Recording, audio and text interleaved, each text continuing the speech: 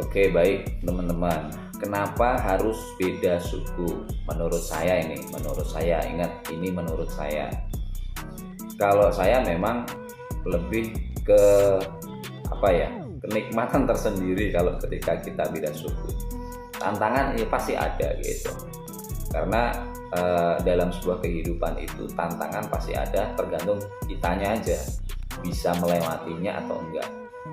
Kalau sejatinya atau pada umumnya lah ya, pada umumnya mayoritas kita lihat di Indonesia lah, kebanyakan itu kan kalau nyari pasangan, nyari jodoh gitu ya kan, pasti nyari yang satu suku dengan alasan barangkali lebih mudah adaptasi, lebih klop, lebih gampang segala urusannya, mungkin itu ya. Tetapi menurut saya ya enggak juga kayak gitu loh. Kita bicara klop, ini masalahnya rasa gitu. Rasa dalam arti yang dibangun dari hati ke hati, baik dari pasangan itu sendiri ataupun dari calon keluarga gitu loh. Terus kalau masalah mudah adaptasi, enggak juga. Kenapa? Karena bukan masalah sukunya atau bahasanya yang sama, tetapi yang selama ini saya lihat adaptasi dalam arti enak sama enak misalnya, itu kebanyakan juga susah gitu. Contoh nih, kalau emang kamu bilang adaptasinya lebih cepat, ya mungkin ada juga ya iya. Tapi kalau saya bilang enggak juga, itu karena saya lihat toh masih banyak yang nggak cocok sama mertua, nggak nyaman di tempat mertua.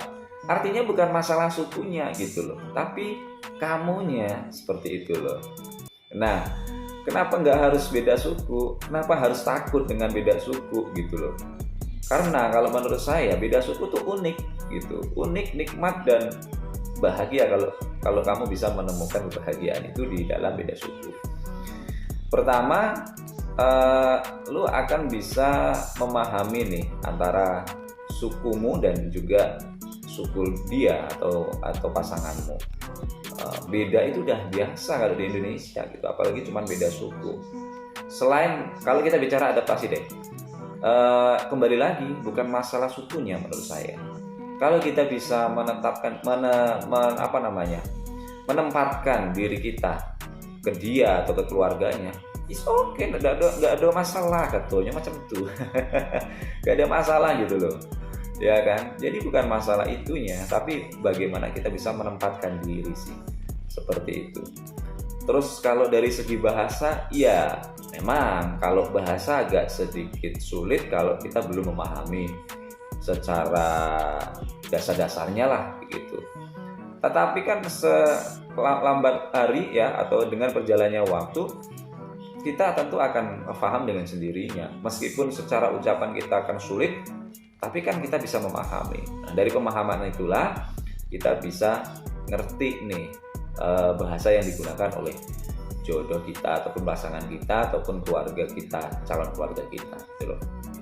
Jadi bahasa mungkin iya jadi kendala tersendiri, tapi dengan berjalannya waktu saya yakin bukan jadi kendala seperti itu ya. Terus selanjutnya kalau menurut saya juga dari faktor keturunan nanti ini akan lebih istimewa, karena dari segi bahasa saja itu bisa dapat double gitu. Misalnya satu Jawa satu Sunda gitu ya kan. Nah kan bisa dapat dua-duanya nih. Terus dari segi kehidupan pasti kan beda nih ya, kulturnya juga pasti beda, kebiasaan juga pasti beda. Nah anak kita nanti juga pasti akan bisa memahami dan menempatkan diri nih, di lingkungan Jawa harus seperti apa, di lingkungan Sunda harus seperti apa, atau Batak misalnya harus seperti apa. Nah, kita sebagai orang tua kan juga pasti akan mengajari itu untuk memahami dari suku Jawa, Sunda atau suku lainnya seperti itu. Artinya sebenarnya tidak ada alasan yang katanya kalau sukunya beda itu susah, kalau sukunya beda itu sulit, kalau suku beda itu ribet. Enggak juga gitu loh. Sebenarnya tinggal yang menjalani saja. Kalau bisa pasti bisa gitu loh.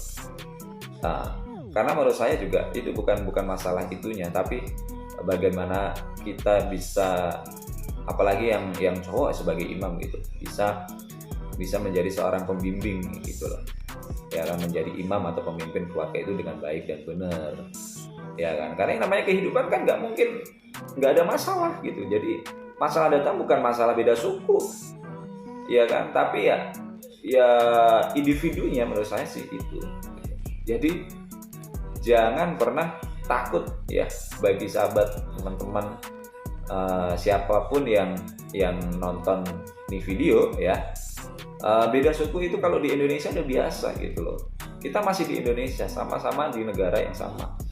Jadi no problem, nggak masalah. Beda suku itu bukan jadi masalah. Karena sedari dulu di Indonesia ini sudah dikenal dengan yang namanya perbedaan.